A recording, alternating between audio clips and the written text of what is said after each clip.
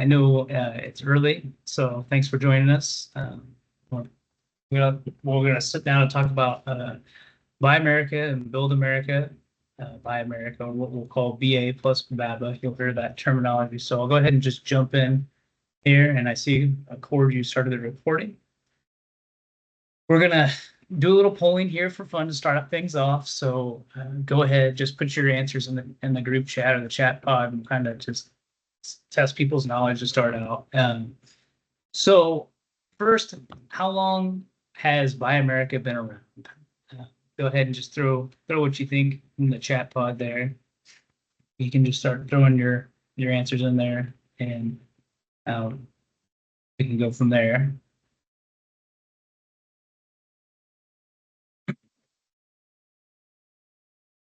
See a few answers coming in. Okay, now they're starting to roll in.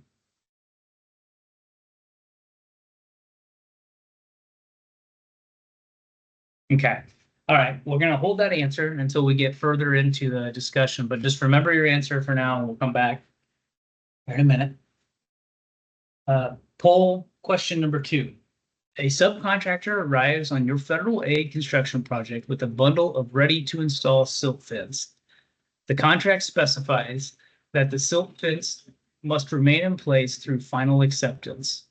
Which domestic preference product category applies? Again, just go ahead and throw your answers in the chat pod, what you think.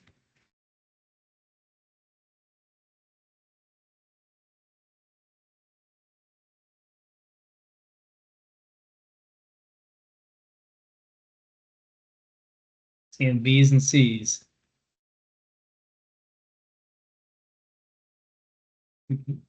D. Okay.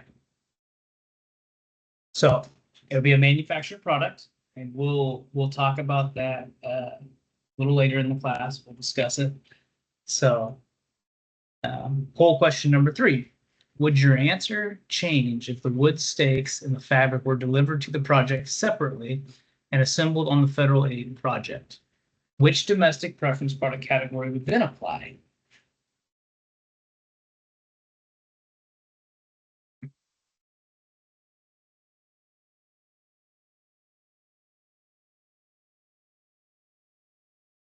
Yep. Seen a lot of C's. That's good. So we'll discuss that why later in the class as well. Poll question 4. Let's say the prime contractor's just completed pouring the bridge deck on your project. Back in your field office, you realize you forgot to collect the rebar documentation for Buy America compliance.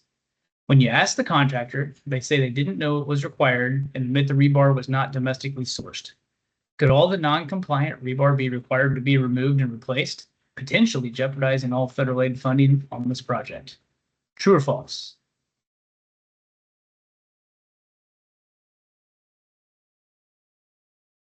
Yeah, I think everybody. So we'll touch on this later as well.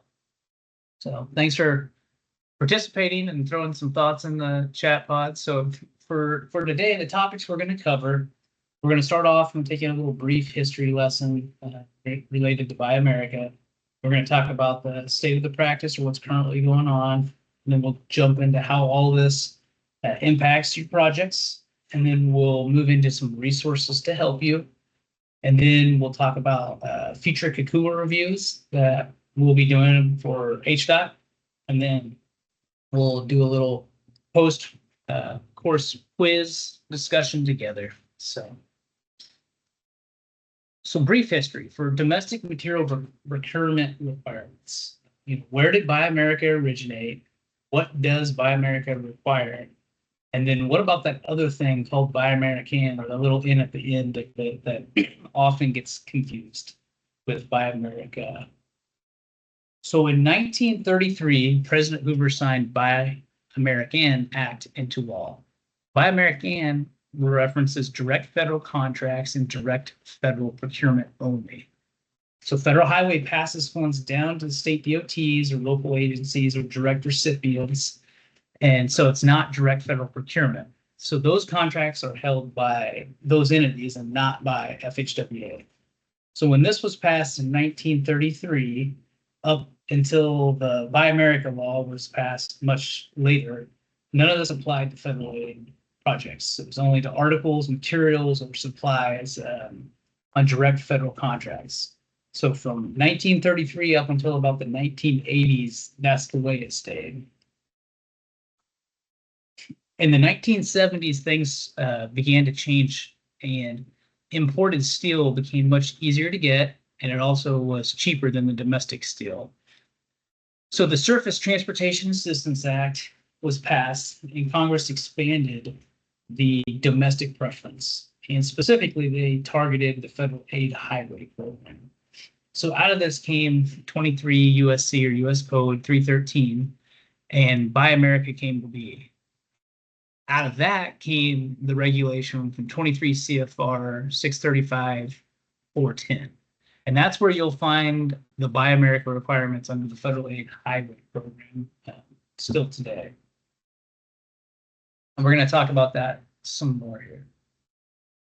So in 1983, though, there was some follow-up legislation. The federal highway had some concerns with how the 1978 law was written and what was actually being done by folks. So in 83, they passed follow-up legislation to clean up some vagueness, I'll say, in the 78 law. And it called out some specific words. In the 1978 law, it only used the term manufactured products. And there was concern by the steel and iron industry. It didn't address the need specifically for steel and iron. In the 1983 language, it specifically called out iron and steel as part of the manufactured products category. So what happened then was in 1983, FHWA issued a waiver to waive the requirement for manufactured products that were not predominantly steel or iron. So anything that didn't fit into the predominantly steel or iron category, it went into an other materials category, and there were no requirements. And what this resulted in was essentially the federal aid program only requiring domestic procurement for steel and iron products. And so from 1983 all the way through the 2020s, early 2020s, that was the only thing federal highway was really worried about. So fast forwarding to 2021, in the Infrastructure Investment and Jobs Act, or IIJA as we know it, was passed. Inside of that, it included a section called Build America, Buy America, or the BABA Act. And this expanded the domestic preference past just steel and iron. So it also required federal highway to reevaluate the nationwide waiver for manufactured products. And this has an impact we'll discuss later, but so bookmark that in your mind, that the manufactured products have been around for quite some time, but this waiver had to be reevaluated because of BABA. But in general, the BABA Act provided guidance and framework for materials that needed to be domestically sourced, which is the new category that we're going to talk about of construction materials. So we'll touch on that later, but it also introduced construction materials outside of the steel, iron, and manufactured products. I want to just quickly touch on the hierarchy of the federal aid requirements. So, we have the law at the top here, and it's a shall. So for what we're dealing with, we have 23 USC 313, which I mentioned earlier, is the original Buy America law. Then we have the BABA Act that I just touched on that came as part of IIJA. So, those are strong shalls. They're sitting at the top. Then, we move down into the regulation, which is also, a shall, has to be done. And so the implementing regulations, the way to think about this is 23 CFR 635-410. That's Federal Highways Buy America. And that includes the iron, steel, and manufactured products. It's been around for a long time, so that's still there. And then now there's 2 CFR 184, and then also some aspects of 200. But implementing regulations of BABA fall there, and that added the construction materials. So once you drop down underneath our regulations here, you've got the policy. So OMB put out a memo, M2402, and it gives policy and procedures for administering the law and the regulations per OMB.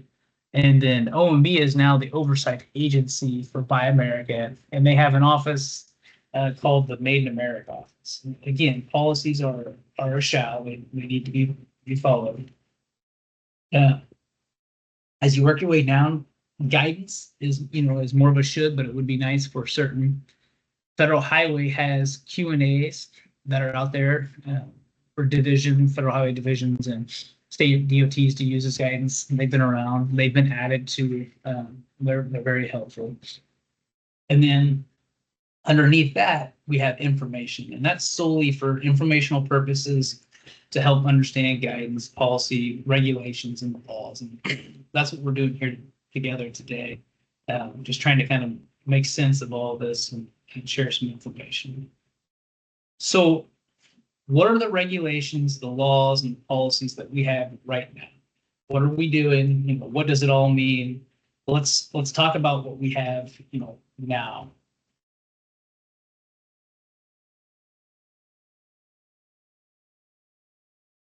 So domestic materials procurement preference is I'm going to say, umbrella term, and it's the collective of the Buy America Act and the BABA Act.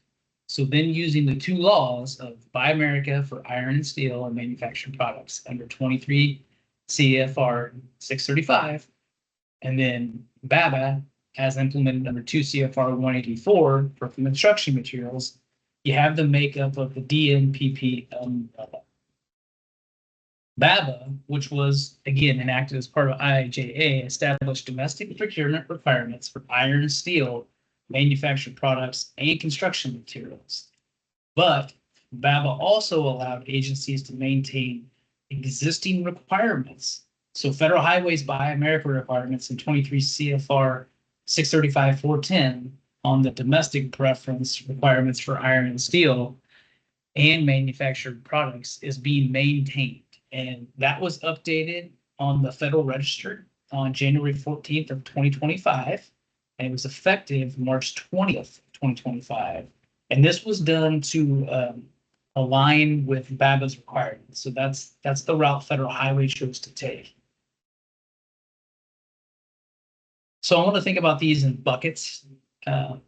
We had 3 buckets before in industry. We had steel and iron. We had manufactured products, and we had that 1983 waiver that I just mentioned. And then we had another bucket. And so we still have those, but we've added construction materials.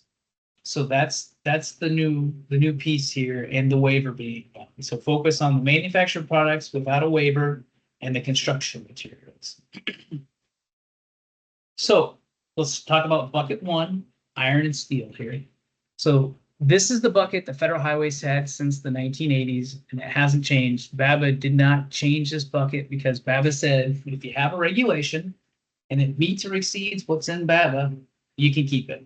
And that's exactly what FHWA did. So iron or steel products means articles, materials, or supplies that consist wholly or predominantly of iron or steel, or a combination of both. So predominantly of iron or steel, or a combination of both, means that the cost of the iron and steel content exceeds 50% of the total cost of all its components. The cost of the iron and steel is the cost of the iron or steel mill products, such as like a bar, billet, slab, wire, plate, or sheet, and then the castings or the forgings that are utilized in the manufacture of the product. And then also it's a good faith estimate of the cost of iron or steel components. And then one thing to keep in mind for iron and steel, it's always a reminder, is it does include any protective coatings in the steel and iron. So that can be something that is easy to forget or overlook. Bucket 2, manufactured products. So manufactured products are articles, materials, or supplies that have been processed into a specific form and shape, or they've been combined with other articles, materials, or supplies to create a product with different properties than the individual components themselves. So like the silk fence we opened up talking about at the beginning. So Federal Highways has been under that waiver we discussed since 1983. Again, so what this meant for Buy America requirements, essentially they were waived. There hasn't been an obligation to provide those products from a domestic source. However, if that manufactured product had iron or steel components in it, those iron and steel components still had to comply with the requirements for iron and steel. So an example would be precast items that have rebar in them. That rebar must still comply with iron and steel requirements, and that's that is essentially the way it's been. So a change here with the BABA Act and Federal Highway having to reevaluate the 1983 waiver for manufactured products is Federal Highway issued a waiver in 2023 for a phased implementation of the new requirements for manufactured products. And we're going to talk about the specifics of that phasing a little later, but just again, bookmark the idea of a phased implementation for this. Bucket number 3 is the construction materials. This is the category that's been added under BABA. The items on this list are specifically called out, and they shouldn't be added to. It's all inclusive. There's a definition of each one of these items, 2 CFR 184.6. So I want to cover the timeline of construction materials and kind of how it came into our world. So President Biden signed IIJA back in November of 21, and then OMB issued a memo in April of 22 that started to give initial implementation guidance. And then in August of 23, OMB came back and issued final guidance, and that was for implementing BABA and to add 2 CFR 184. And then in October of 2023, they updated the BABA standards for construction materials, and it was effective for federal awards obligated on or after October 23rd, 2023. So construction materials has been around. These requirements have been around for almost, coming up on 2 years now. So they're new, but they have been around. So focusing on what's actually in this bucket, I'm going to work through the list and we're going to read from it. But first on the list is non-ferrous metals. So metals or alloys that don't contain iron, aluminum, copper, lead, zinc, tin, nickel, brass, bronze, that kind of stuff. So, but the way it's written is that smelting, melting through shaping, coating, and the assembly must all occur in the United States. Next item on the list is plastic and polymer-based products. Every step from mixing the raw plastic materials all the way to the creating the final product must occur in the U.S. Moving down the list, as it was put in the legislation, is glass is next for raw material melting through annealing, cooling, and cutting. All needs to take place in the U.S. Fiber optic cable is next on the list. It's all the steps, starting with ribboning, buffering, straining the fibers together, adding the outer jacket, needs to occur in the U.S. And then optical fiber is listed next. And from the first step of making the solid glass rod all the way through pulling it into thin fiber is to occur in the U.S. And then the last 3 items on the list are lumber, and that's from debarking through treatment and planing, all processes to occur domestically. Drywall is next. The blending of the gypsum and additives through the panel cutting and drying is to occur in the U.S. And then lastly listed was engineered wood products. So combining materials and creating the final form needs to take place in the U.S. And again, these were all called out in the legislation, so they're not to be added to or removed from. So bucket 4 is the other materials, and this is everything else. Anything that didn't fit into the buckets that we already discussed goes here. So you have cement and cementitious materials, aggregates such as stone, sand, and gravel, and aggregate binding agents or additives are called out too. And so ready mixed concrete and hot mix asphalt is really what Congress was targeting here. Those products are specifically categorized under 70917C, and that's what you'll hear them referred to as the 7091C materials. And what it means is ultimately they're exempt. And so keep that in mind as we think about concrete and whether it shows up to a job site wet or if it comes, hardened down a prefabricated item. That has an impact on how things are categorized, I'll say. So when all that settles, we've got these four categories. We've got the iron and steel, we've got the manufactured products, we've got the construction materials, and then we have the exempt category.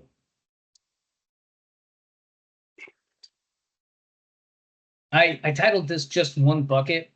And what this is BABA says that something can only be classified into one of those buckets at a time. So 2 CFR Part 184 specifies this as well in the regulations. So I'm going to, I guess, walk through a little example of a product to demonstrate the logic of thinking and how to apply this. We're going to use a window as an example, which obviously isn't something that is often used on a roadway project, but it's just what the law, the regulations, and a lot of the guidance uses an example to demonstrate. So a window has plastic, metals, glass, polymers in it, and it's a fully manufactured product of multiple component pieces. And as delivered to a project, the window is a manufactured product. Right? However, if that window was brought to the work site as a glass, as raw plastic, metal components, and whatnot, all broken down, and the contractor then manufactured the window on the work site, then those would be construction materials and steel and iron from metal components. So this is an extreme example, admittedly, but the takeaway is the logic and to try to begin training your mind and get your thinking in this line of looking at things, when they come out to your project or on the job site.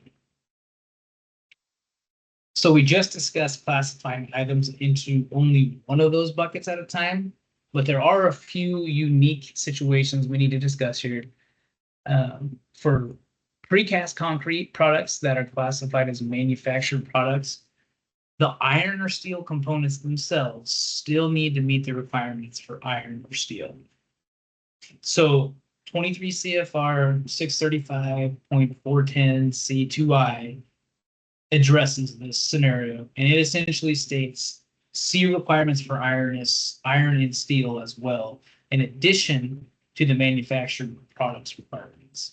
So for these situations, it'll have an impact on the documentation needed, and we'll discuss that later here in the class. And then here's the other scenario we need to discuss. In regards to the just one bucket comment. So for intelligent transportation systems or ITS and other electronic hardware systems that are classified as manufactured products, the iron or steel components themselves still need to meet the requirements for iron and steel. So the cabinets or the other enclosures such as systems that consist wholly or predominantly of iron or steel or a combination of both shall meet the requirements of paragraph B in 23 CFR 635.410. And again, in 23 CFR 635.410 C2I, it addresses this scenario. And again, it essentially states C requirements for iron and steel as well. So for these situations, it'll again have an impact on the documentation needed. And we'll discuss that later in the class, but just bookmark that in your mind. And I'm going to show you a decision tree tool later, and we'll kind of recircle back to that concept. So how does all this stuff impact your project, right? Like what are the impacts here locally? So the reorganization of Special Provision 106, I want to talk about that. So previously it was titled Steel and Iron Construction Material, and that was from 106.11. There was no information provided regarding construction materials, and there was no information provided regarding manufactured products. So currently, it's been retitled 10611 Domestic Materials Procurement Preference. And remember that the DMPP is the umbrella term we talked about earlier that covers Buy America and BABA. And so we now have a Part A, which is iron and steel products. And then we have a Part B, which is construction materials. C, which is the manufactured products. And then D, and this is a a new addition or a significant addition, is the Contractor Domestic Materials Preference Form, or what we're calling the DMP form. And that's a form that we're going to talk about as we continue into this and show you. So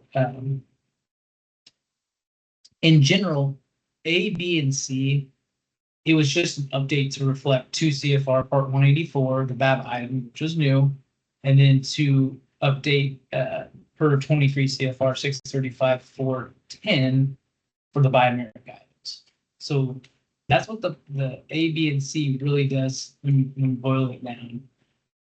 Now, D, where the DMP form lives, this was developed, it's to be used, and it's in ACC. It's the e-construction platform being used.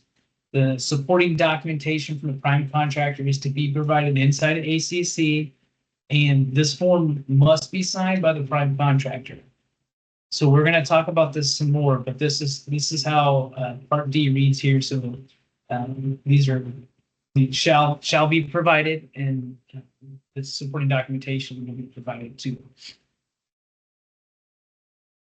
Well, this is up on HDOT's website, and it's linked in the PowerPoint on the next slide. This form right here was digitized into ACC, and again, it must be signed by the prime contractor. And just in general, this doesn't just occur at the end of the project as an afterthought or formality. You need to check the material or product before it's installed and built. If you wait until the end of the project to validate it, you may have to rip it out or replace it, or you may risk losing federal aid funding due to non-participation. So please keep that in mind. The second part of this with the domestic materials reference guide, that's just up to help the user look at it and look at some of these columns or the categories. And I have another resource we'll talk through later that goes through this as well. But we're going to be doing a demo here in the middle of this training on using ACC for you all too as well, to try to show you what this looks like to navigate. So this is simply a screenshot of the HDOT website where you can find the special provision in the contractor DMP form. Right now, the DMP form is linked under the BABA Certificate of Materials. I have highlighted the 106B. And that new special provision is underneath the 106 there. It's included under the material restrictions and requirements. So at this point, I'm going to go ahead and hand it off to Cord for a bit so he can provide a demo for you all on the ACC and navigating that. Awesome. Thank you, Andy. Yep.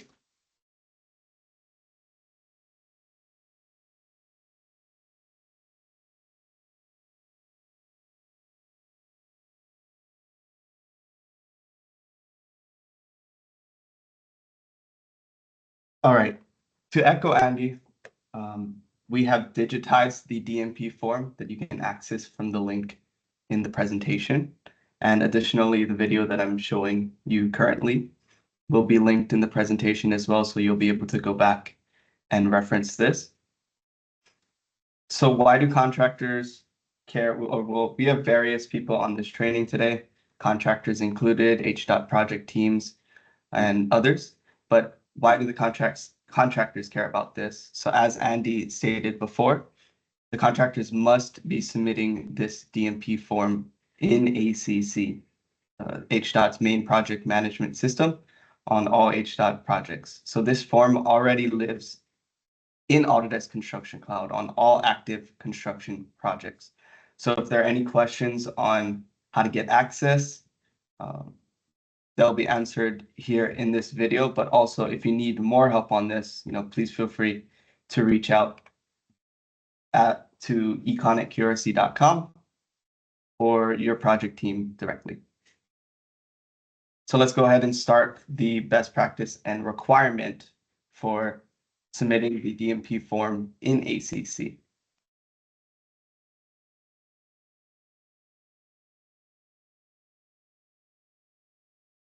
Okay, so to begin, I hope everyone has already seen ACC who's working on an HDOT project, because you should be. This is the main project management software. So Autodesk Construction Cloud, navigate to Autodesk Build. And if you go to the Forms module, like I said, there will already be a form template populated on every single project across HDOT. So what you'll need to do as a contractor is go into the Forms module, press Create Form, the blue button here at the middle left of your screen. And then you'll be able to create a form utilizing the template. So you'll scroll down, click the DMP template, and then once that happens, you'll be able to create a form utilizing the template here. And the first step is there's two different options. The main reason why we're tracking this within ACC is because we can connect these forms to the submittals directly. So there's two ways to do this. If a submittal has already been created and you as a contractor have already created and submitted a submittal that applies to this DMP form, then you can, while you're creating the DMP form, you can reference the submittal that was already created before you complete the form. So you can either do it before or you could do it after. If the submittal is not already created, then you'll be able to submit the form, and then reference it to the submittal after, and we'll show you how to do that at the very end. But this is showing you the first option where you're able to reference the submittal to the pertinent form at the beginning of the form creation process. So you'll click reference, add item, and you'll see that it automatically connects the submittal to the DMP form that you're currently submitting. So next is you're going to go through the first section, which is material description. So type of material, type of construction material, if necessary, the pay item number it applies to, pay item name, and then pay item description. And then you'll go down to the next section, so section 2. And this goes back to what Andy said previously, talking about the buckets of what the product falls under. So it'll only be one bucket, so you'll be able to click yes on the applicable bucket and not applicable for the other two buckets.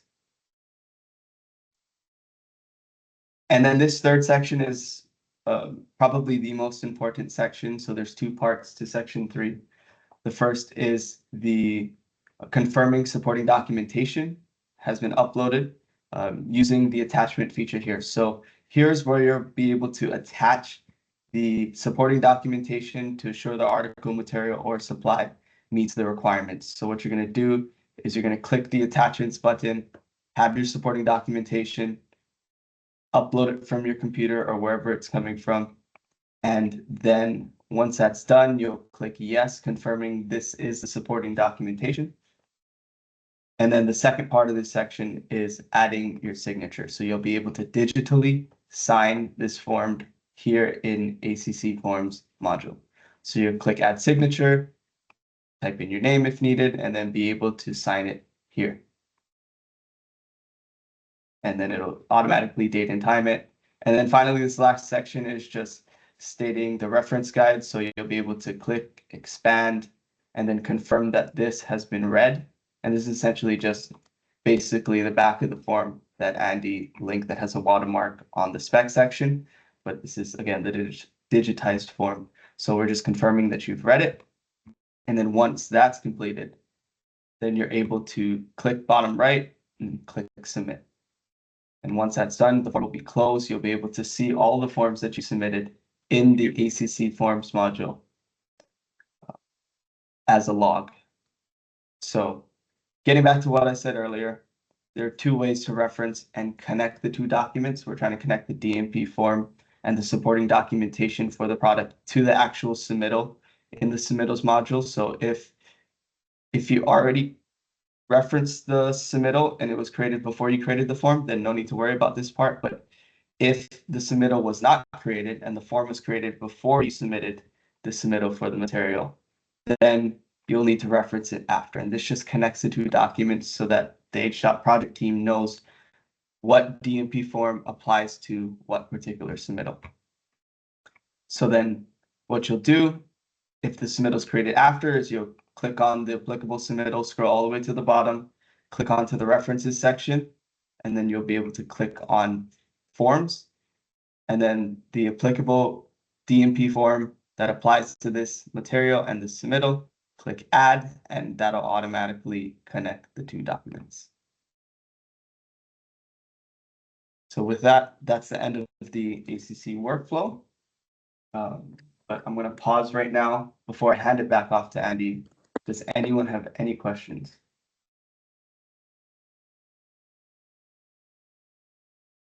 Looks like Brandon asked who fills out the DMP form, and So go ahead, Ed. Go ahead. yeah, I was just gonna say the contractor will fill it out and sign it and submit it. So the prime contractor is responsible for this form. So, okay. If nothing, I'll take back over here. Thank you for providing the demo. I want to leave anyway. Yeah. Gotta go to the tower. Okay.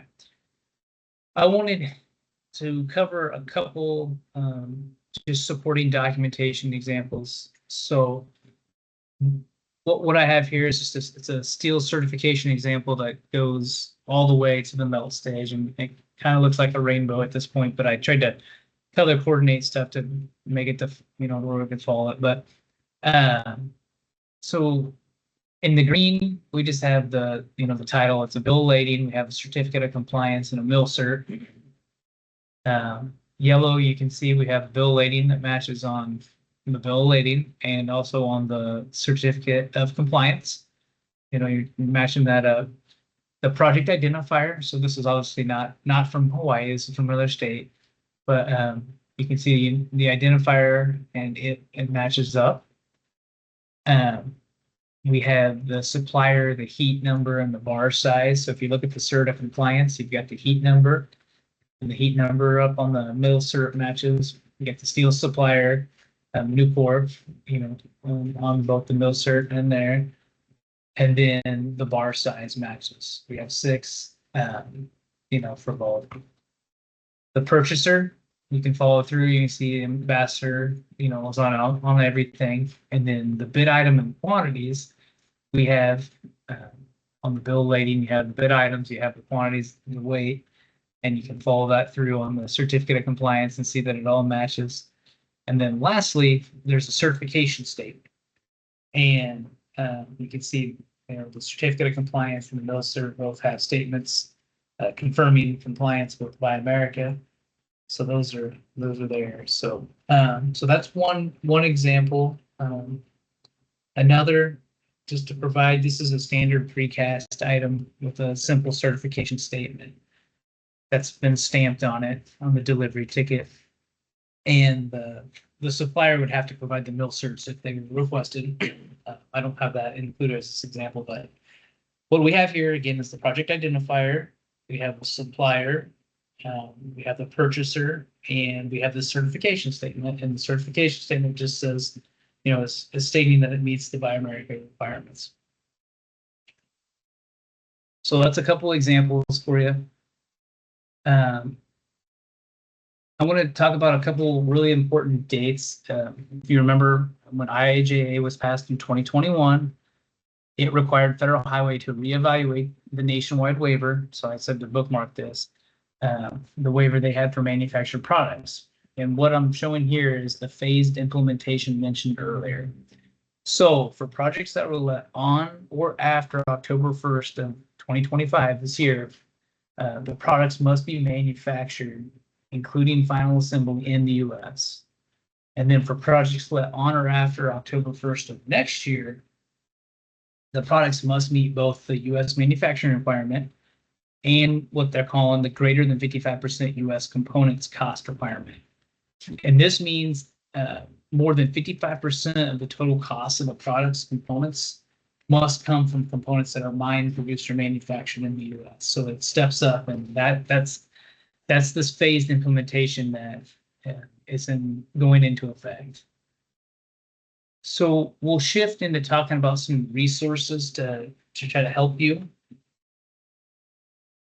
First, this is an infographic just has been created. It's a quick high-level reference on items we've discussed already today, but it's the main items to remember. It's broken down into the the table at the bottom. But if you're trying to better understand what's changed, why are we doing this, why do we have to do this, this is a snapshot of some of the history and what's coming, I guess. This is a quick guide. This could be shared at a pre-bid meeting or a pre-con meeting, but we talked through the construction materials and iron, steel, and manufactured products and the regs and how they call them out. This is a summary of what's in there, I guess distilled down into a little bit simpler terms, and just meant to be something you can grab and look at if you're trying to figure out or refresh yourself with what these categories are. So next we have a decision tree, and this is created to try to help the user in the field walk through what they have, and is it something that's going to need a form. So there's a couple things you need to ask yourself right off the top. Is there federal aid funding? And that sounds elementary, but if there's no federal aid funding, then obviously Buy America and BABA is not going to apply. If there is fed aid funding, the next thing you need to think about is it permanently incorporated? If it's temporary, it doesn't apply. You don't have to worry about it. But if there's fed aid funding and it's permanently incorporated, now you're thinking about the 4 categories we talked about over there. And so you just funnel down through this for each one. I do want to come down here and talk about, I talked about those 2 exceptions. So you'll see here it says, underneath manufactured products, is it precast concrete, and or an ITS or electronic hardware system? If it is, then you have to do the DMP forms required for the manufactured product, because it is a manufactured product, but also the iron and steel that's incorporated into that manufactured product has to comply with the iron and steel requirements and the regs. So that's that scenario that I talked about earlier, the 2 scenarios. So, that's, keep that in mind as you work through. Next is a pay item categorization tool, and this was built off an effort by QRSE, where we went through all the pay items and tried to condense them down and reduce duplication of similar pay items and ultimately arrive at a standardized master pay item list. This master pay item list isn't in implementation yet, so it's not meant to be all inclusive of every pay item you may encounter throughout the state. Rather it's a tool or a resource for someone in the field to use when trying to decide what their material or product might be. You'll still see a lot of similarity between these pay items and what you're used to, and the divisions are still the same as what's in the specifications. But I'll walk through some examples of how it's applied in a bit. But in general, I just wanted to focus on, so you'll see over here, it's got the category, so you'll see construction material, temporary, everything we've been talking about. But then over here it has contractor DMP form required, yes, no. So those 2 columns are what I wanted to highlight. But the idea is that someone can find a pay item similar to what they have and make a determination on what category they think it is and how to document it. Another great resource is Federal Highway has their Buy America-related questions and answers, or Q&As. These have been added to several times. They're good. So you can always go there to search for more unique scenarios that you think you may have encountered. And then just in general, all these resources we just discussed are posted on HDOT Highways Wiki site currently, which is linked above on the slide. And we're also going to post the recording of today's presentation there as well, I believe. So you'll be able to get to everything that I just talked about. I want to talk about Kokua reviews now. So first, a baseline review that we did last month. And it was just done to understand the current compliance levels with the existing Buy America requirements for steel and iron as specified in the previous version of 10611 of the HDOT standard specs.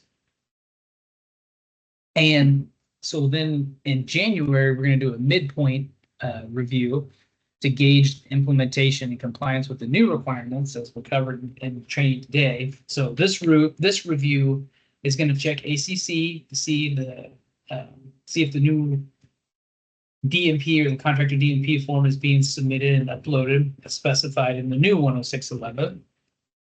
And then in August of 2026, next year, we're going to take an in-depth review and take a deeper look into the quality of the documentation provided by the prime contractor, in addition to checking on the contractor DMP form being provided in ACC, the supporting documentation to assure that the article material supply meets the DMPP requirements, as specified in 10611, it is going to be reviewed too.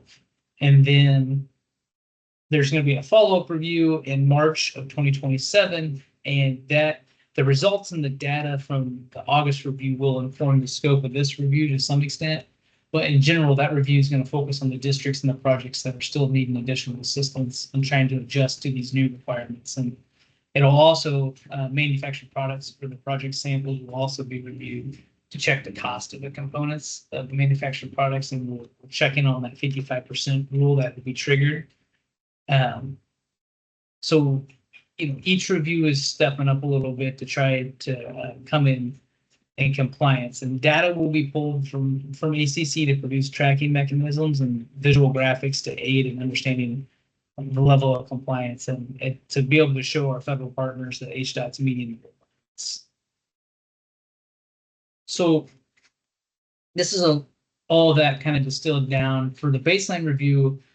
What happened was we took the certification of materials origins and that were for steel and iron as specified in the previous version of 10611, and we just looked at current compliance levels.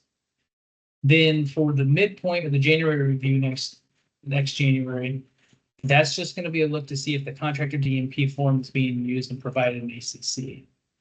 Then the in-depth review in August of next year is going to look at the contractor DMP form in ACC, and then it's going to look at the supporting documentation and see if it's provided in ACC.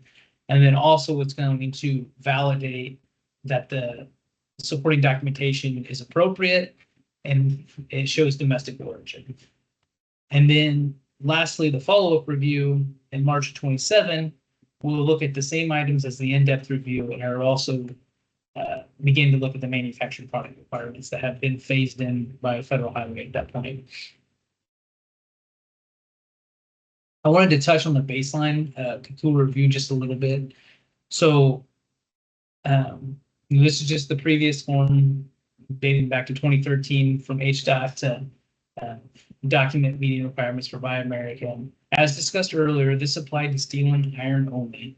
So we evaluated current compliance levels with what was the existing Buy America requirements for steel and iron as specified in the previous version of 10611. So this review didn't look at anything new regarding requirements. It was simply just a health check on what has been in place for years. And so this graphic shows that what we've found across the state. So we sampled 108 projects, and as you can see, we have 56 projects from Highway O, 31 from Highway K, 14 from Highway H, and 7 from Highway N. And we received documentation for just 10 of the projects of the 108. So then you can also see the percentage response rates as well on the right. And then this graphic just shows the contractors who were included as part of the 108 projects. So you can see how many of them a certain contractor had out of 108 total. So, but those are just some quick snapshots of what the baseline review showed for steel and iron as far as providing documentation. So a lot of information. We'll do a quick little quiz together here at the end, and we'll check back in. So, question one. The precast box culvert is used on your federal aid construction projects. Which domestic reference product category applies? You can go ahead and throw your answers in the chat pod.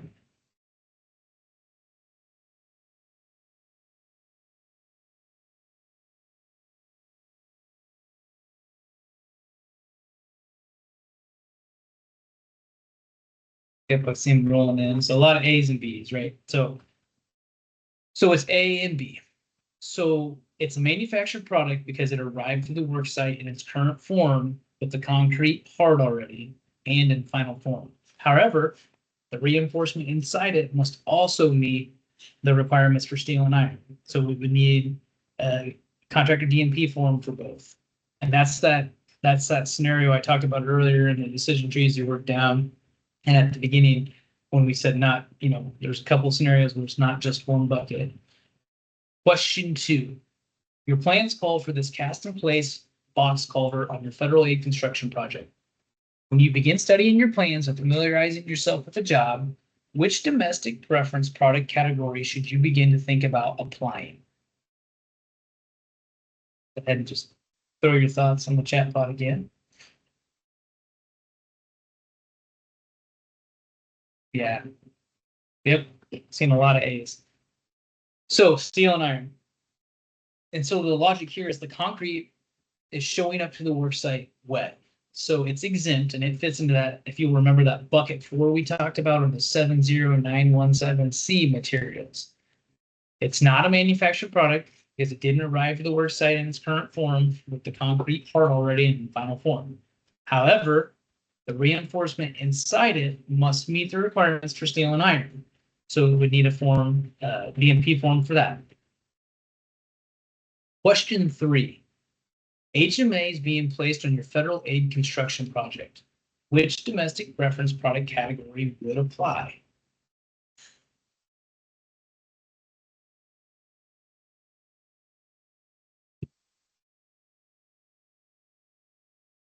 Seeing some answers coming in. A lot of D's, so that's good. Yeah, so it's exempt if it's in the bucket 4, that 70917C materials. So that, that is, it can be often used, I'll say, if you think about roadway jobs with construction and HMA. Question 4. This bridge false work is used on your federal aid construction project. Which domestic preference product category applies?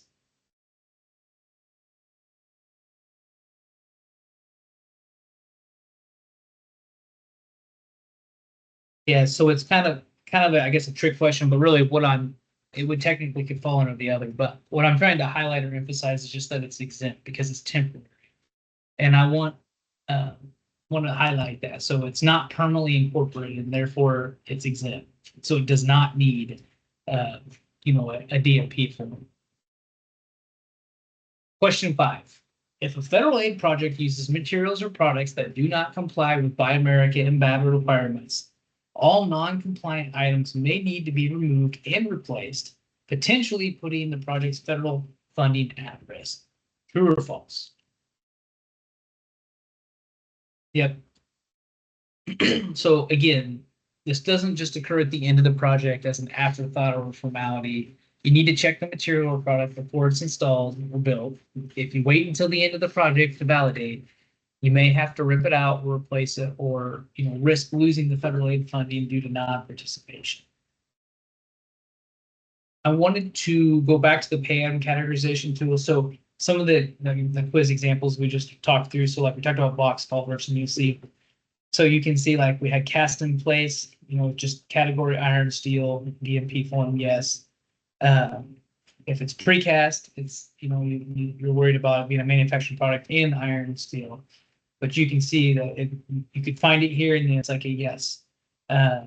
HMA, listed here, you can see exempt, exempt, exempt, no for the DMP form. False work, you can see that it's a temporary item and it's a no. But in general, that's just the logic to how to use this tool or the pay item categorization tool. So, final takeaways for the big picture things. You got 4 categories. You've got steel and iron, you got construction materials, you got manufactured products, and you have other materials. Next, you need to think, is it permanently incorporated or is it temporary? That's a big differentiation. Another key thing to consider is what form does the material or product arrive at the work site? And again, this is like the concrete. Does it show up wet or is it in final form part of a manufactured product? We have some of these resources that we've discussed are available to you to go back and look at on the Wiki site. And then the next one is I'm going to super highlight, I guess I'll say, the use of the contractor DMP form in ACC is very important because that's how we're going to demonstrate compliance to federal highway. And you don't want to be the person or the project that jeopardizes the federal aid funding and results in non-participation by the feds. And by us having it in ACC, we can quickly pull it and we can show documentation that we're in compliance. And then lastly, we're going to circle back and do feature reviews to check back in and see how it's going and check on the health of the implementation. So thank you. Appreciate your time and your attention. And that's what I have prepared for you all today. So thank you. And Board, I lost track of anything in the chat button, if there was anything. So there were a couple of questions that we can address. The first one is from Nainoa. Will this be tied to material certification at project closeout? Cord, I mean, do you have any thoughts on that, Cord? Well, I think as No. Andy stated, No is yeah, the no. answer. Yeah, no, it's Separate. mhm.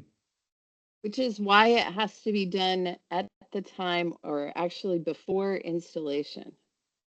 So it's a separate certification and it has to be done before installation. Because if the contractor installs and it's not compliant, it's going to be ripped out. So that's why we want contractors to understand what's going on. Yeah. Kai Heads, Kaha'a here with Federal Highways. First of all, thank you everybody for the effort. A big cultural shift, all required. Not sure what everybody's thinking, but regarding specifically the material certification and how it's related, while it's unrelated, I do want to add that, when the contractor puts something in and there's some preliminary documentation that suggests it meets Buy America, we put it in. If it's discovered later, even in the material certification process, unrelated to that, but that late in the project, it is still the responsibility of the contractor to meet that requirement. Just kind of want to point that out. You know what I mean? If there is some gray area, something gets put in, you can't say, well, they let me put it in. The requirement stands. It is the it's the contractor's responsibility, and it is, a team effort to make sure we're able to meet it. But if something gets discovered later in the process, just want to make sure that everybody recognizes the requirement is still valid. You see, I hope that makes sense in terms of when documentation can be discovered. I think my point is that it is though the material certification process is a separate process. This is additional above and beyond. So I know there's a couple questions in there is how it will be tied to certification. Certification is its own process. This has to be done in addition to that. And it's not one form, it is per material. Is it per, well, this is where I should stop talking. Yeah. Per pay Yeah. item? Yeah. That's Andy's So question. if you had multiple deliveries of the same material or product, you could use one form to document that. But what not, what don't want to happen is doing one form for the entire job with a bunch of different categories on it. So it's you have multiple deliveries of one product or material, and you have, one ticketing for that you can show, then yes, those can be combined, but don't throw everything on one for the whole job. So who is enforcing?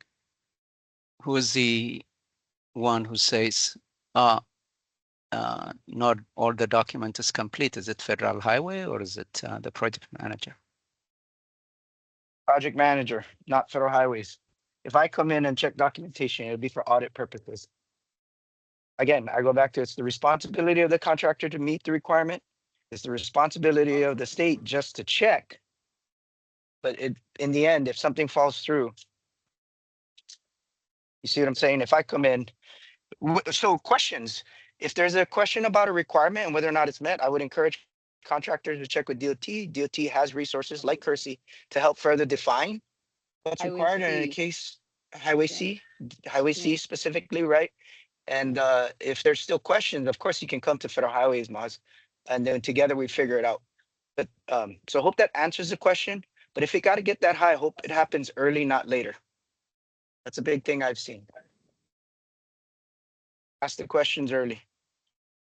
At the time of bidding, at the pre-bid meeting, so, before the materials come on the site, before you order them, whatever it takes. It's a culture shift, guys. We got to do it together. And it's a required one. And so Andrew had a question, project let on or after October 1st of 25 or October 1st of 26?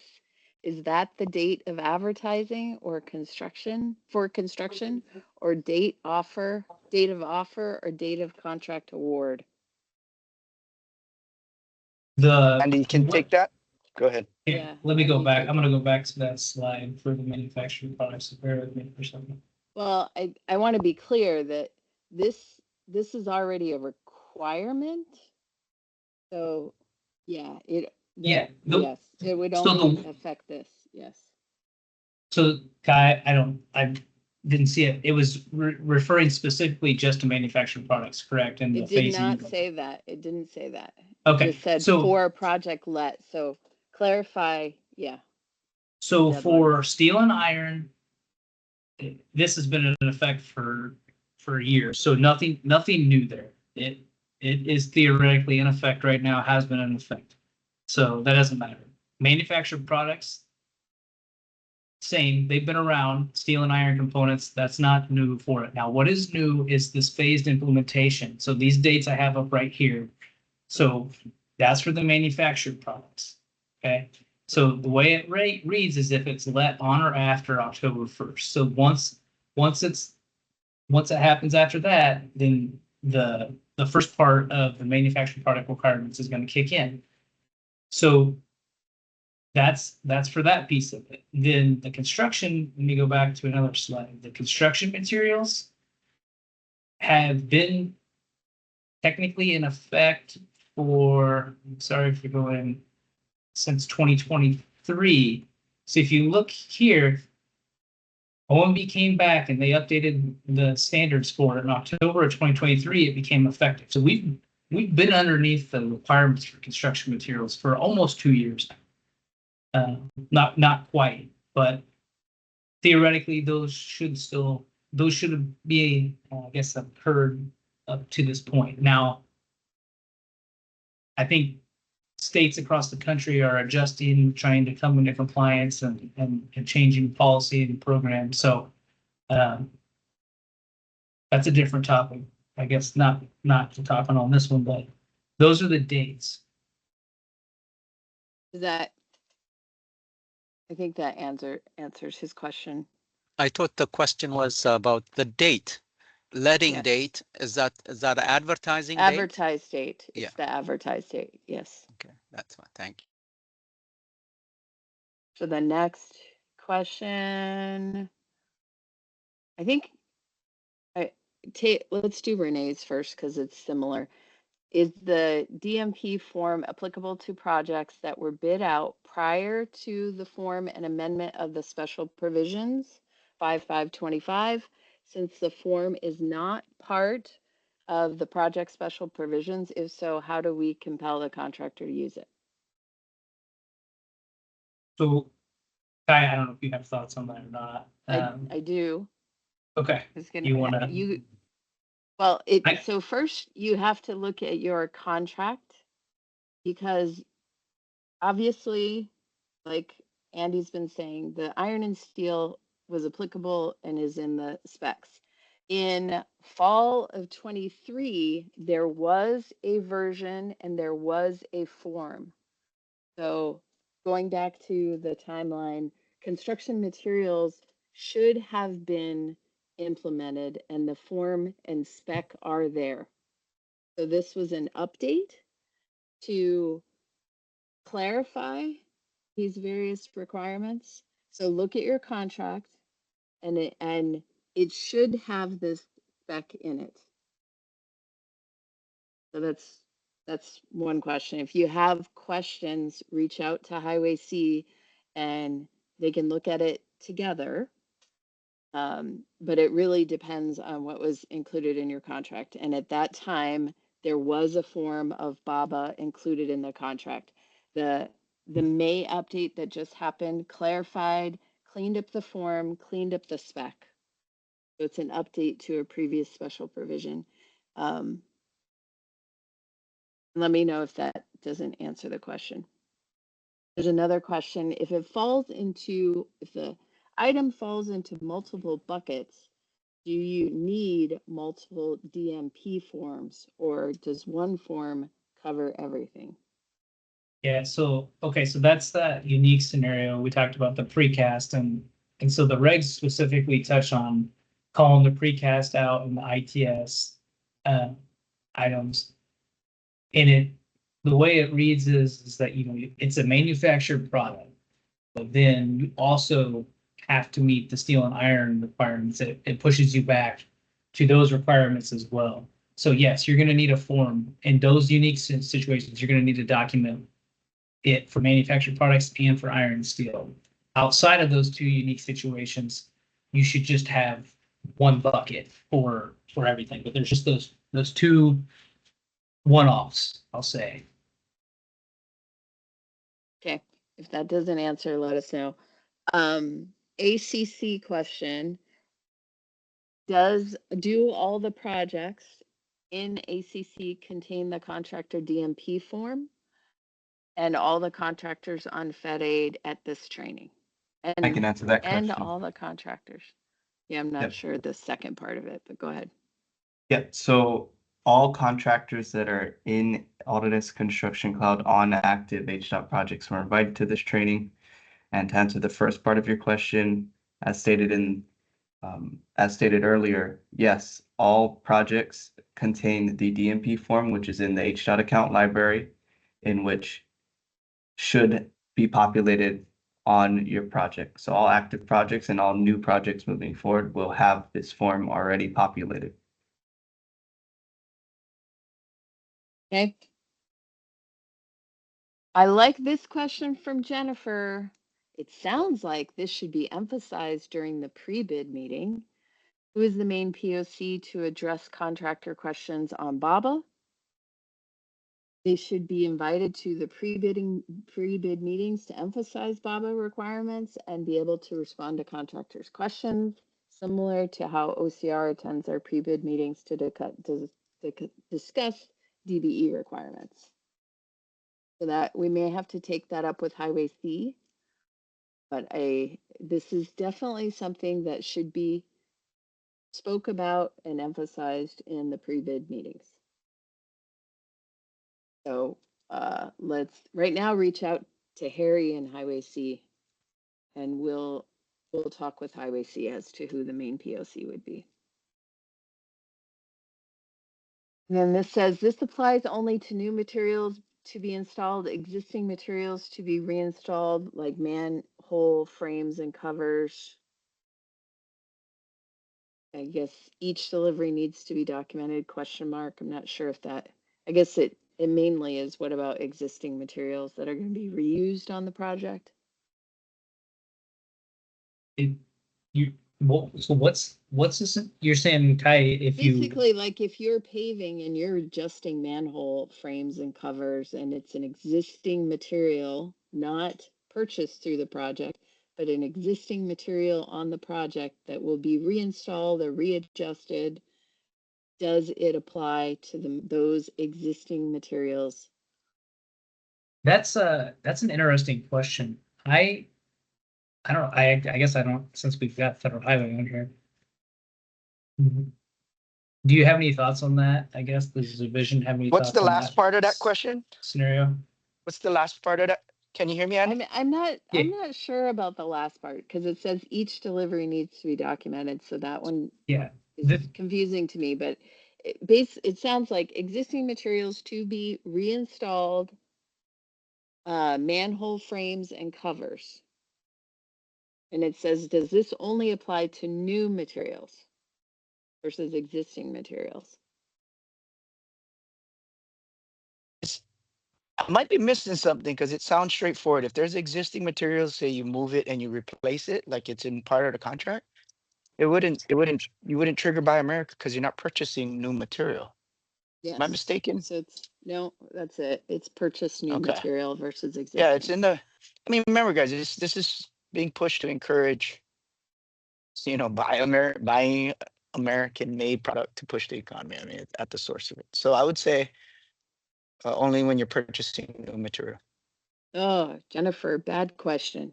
How I about think, material? hey, Kai, Okay, yeah.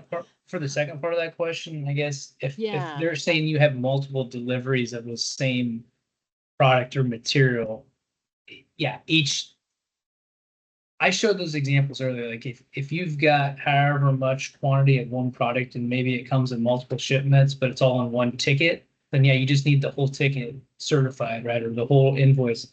But if you have it showing up on multiple invoices for the whole sum, then you need to be able to trace the total quantity for whatever the pay item is and show it. So if it comes on one piece of documentation with one certification stamp, then that's fine. But you just need to be able to account for the full quantity of it.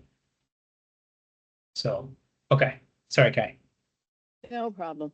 I'm gonna skip Jennifer's question for now. BC's question, does Fed aid of city projects need to meet this requirement? Yes.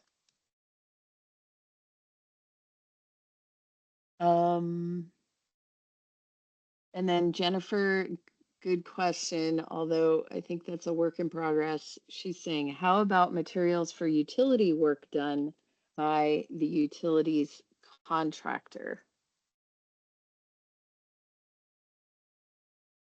That is a harder topic, yes, and we've talked about that and trying to understand, I think, really all across the country how state DOTs are trying to interact with the utility companies and their work coming into it. So I think that's still some, I'll say, coordination and to be determined on how that exactly will Yes. work.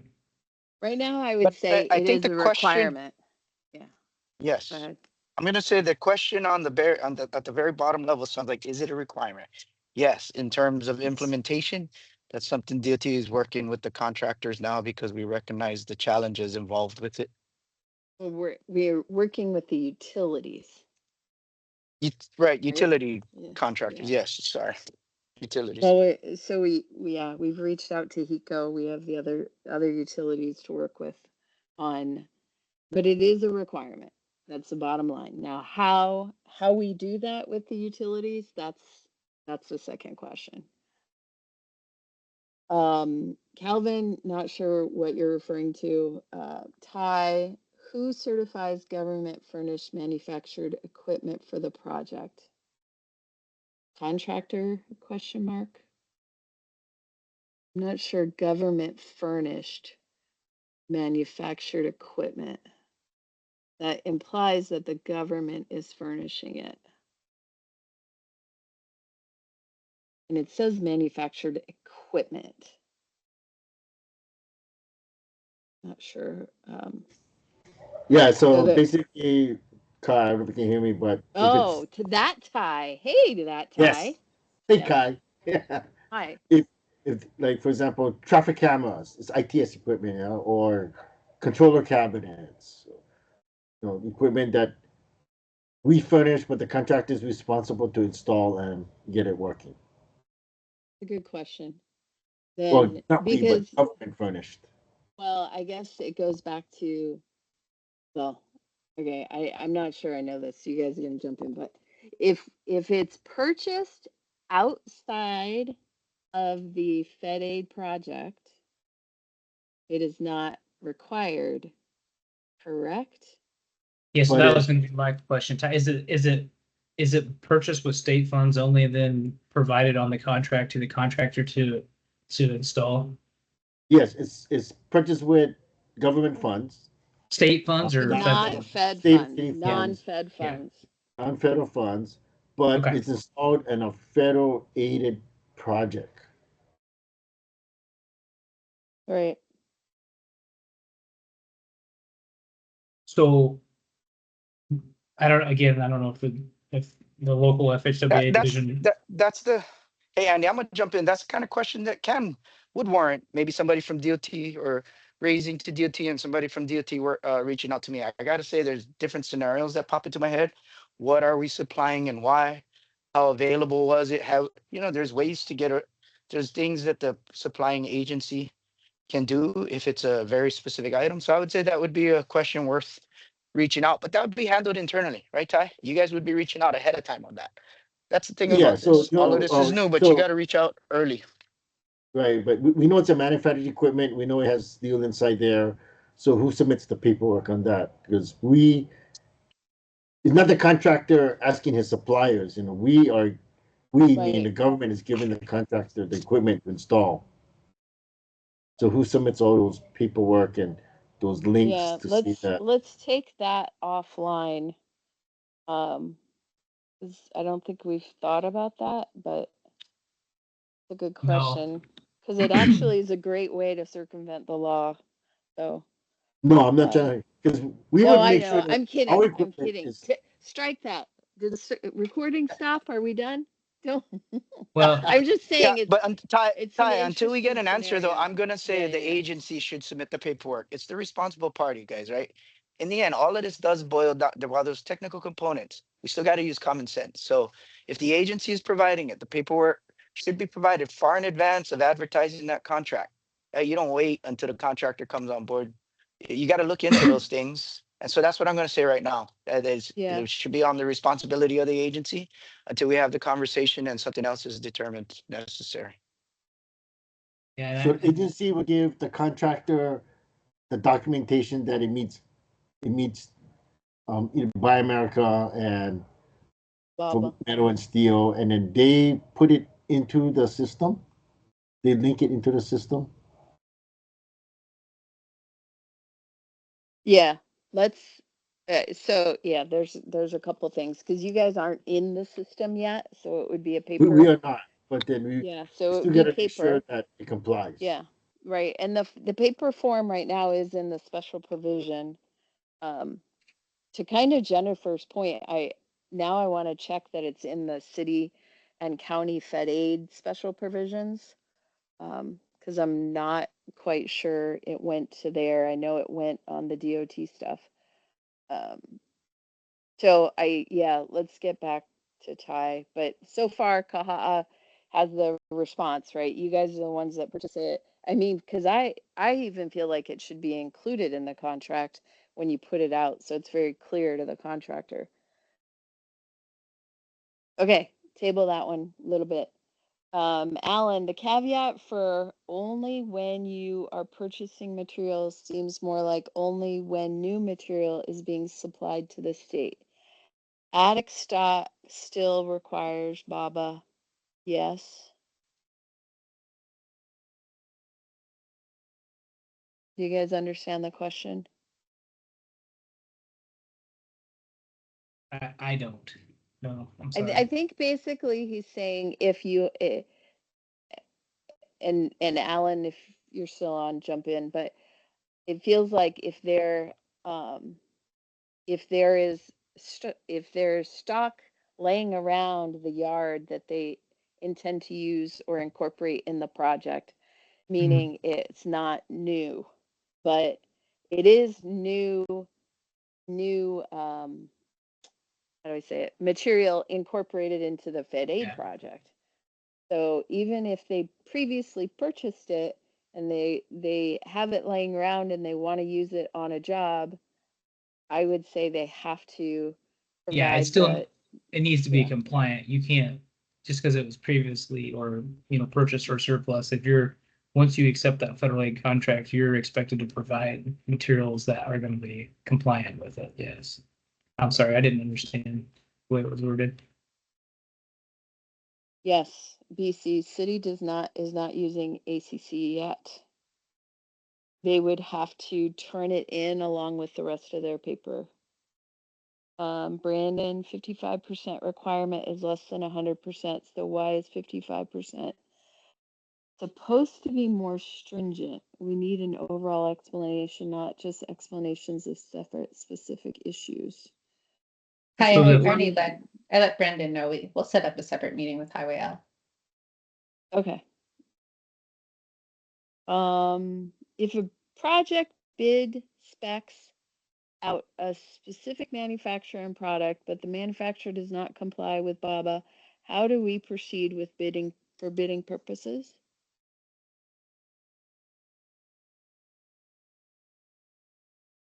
Anyone? Where is that at, Kai? I'm sorry, I was writing a note down. Keith Park, Kaikor. Basically, if the project specifies a manufacturer and a product, which it usually is supposed to say or equivalent, so that it's not specifying something like that. But it, again, kind of depends Yeah. on the situation. And the manufacturer does not comply with BABA, how do we proceed with bidding? So Go I ahead. think, Kai, this is like we talked about how Buy America and BABA is not just a construction thing. The design needs to be cognizant of it too. So if you put a contract out that way, then it puts the contractor in a position to fail, I guess I'd say, right? Like they can't obtain it because it's not possible. So I think the way I've heard, I guess, folks in other states talk about this is that design has to be aware of what they're putting out and asking industry to try to comply with. So that's my thoughts there. Yeah. And that's exactly why so many people are on this call, along with design, who's asking a lot of good questions, because, my answer would be it shouldn't be in the contract in the first place. The designers are going to have to check that kind of stuff to make sure their designs are compliant. Otherwise, it's just like a, design error or an unbuildable situation that comes out of design. So designers are the first front to make sure we're compliant, make sure what they're doing is compliant. Not sure I understand, Marvin, what is an example of ITS equipment requiring DMP? Andrew had a slide on ITS equipment that he gave earlier in the presentation, but Yeah. I wasn't sure what was being said, and that might be related to what Ty brought up about the traffic Yes. signaling. Yeah, that those because they have so many components. Yeah, go ahead. Yeah, so just in general, the ITS and the electronic hardware. So in the regs, it specifically calls this out in Precast, and they're manufactured products. But so for most situations, you're only worried about it being a manufactured product. But in the regs, they've said the components that are inside of it have to meet the requirements for steel and iron as well. So it kicks you back to those requirements. So that's why I said there's these couple unique scenarios, one for the precast items and then one for the ITS and electronic hardware, where you have to not only meet for the manufactured product requirements, you also have to meet for the steel and iron that's in it. So that's, I know that's kind of confusing, and those are the two scenarios that the regs do hit on. So what will be expected of the contractor when he fills in the DMP form with this type of ITS and electronic hardware systems? Yeah, so they would need certification from the supplier or the manufacturer of it, saying that it meets Buy America and BABA.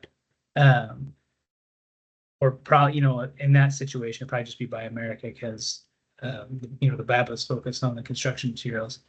So you'd have, and then this could be different. I think as stuff is coming in across the country, trying to certify this, different manufacturers, different suppliers. But the example I showed that had the stamp on it, it may be something along those lines. And so there's not always an easy answer to every one of these. Some of them I think is going to be, as the documentation comes in, you're going to have to look at it and think about whether you think it works. And then if there's questions, you run it up through like they said, Highway C, and then ultimately, if it needs to keep going to the Federal Highway Administration to see if that's an acceptable level or not. But yeah, they're going to have to. All you have is what Congress put out. Congress put out what they put out in the law. Then you have what's in the regulations, and then everybody around the country has to try to interpret how to fit inside of that. And some of it, this is one of those situations where it is a little tricky, I think, and I think that you'll have to look at the documentation, but big picture, they're going to need to certify that the steel and iron inside of the ITS meets the requirements, and then it also meets for the manufactured product. So, So part of the review process, we'll send it to the design project manager and Highway C. No, the that intent is for you to check right now. And if you have questions, you can reach out. But that's why we'll do a Kokua review at the increments Andy described to monitor compliance by construction. So you guys that's why we're having this training. And if you need help, reach out. But we have a decision tree, we have the pay items categorized. So we feel like there are enough tools for you to do this independent. It was not intended for design to check. It wasn't intended for Highway C to check. It's for you guys to check. If we need to sit down and help you through some of it, reach out. And then do we still submit the forms to test lab? So right now, that was not part of the process. It goes as Cord described it. You fill out the form, make sure it's in the folder, make sure it's in ACC. Now, Brandon's asking questions. We may add that, but that was not contemplated because it should not be checked at the end of the project. That might change if we meet with lab, but right now that's not part of the process.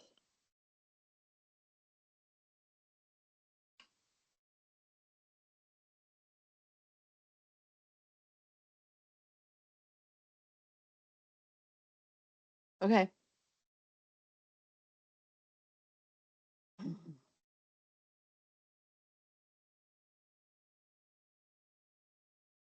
like that cover all the questions in the chat Yes. box, right? So Yeah, there's more. I mean, so Daryl, to answer your question, the intent is for construction staff to check this. Now, if you need help initially because you're not quite sure or you need an extra check, reach out to Highway C and we can talk about it. But as long as everything's being done in ACC, there will be a dashboard. We will be able to monitor. So that's why we need the process to be followed as described by Cord. And I know this is new, so if people need help, they can reach out. Okay? And again, especially for the construction engineers, you know, within your districts, if you need help, let us know.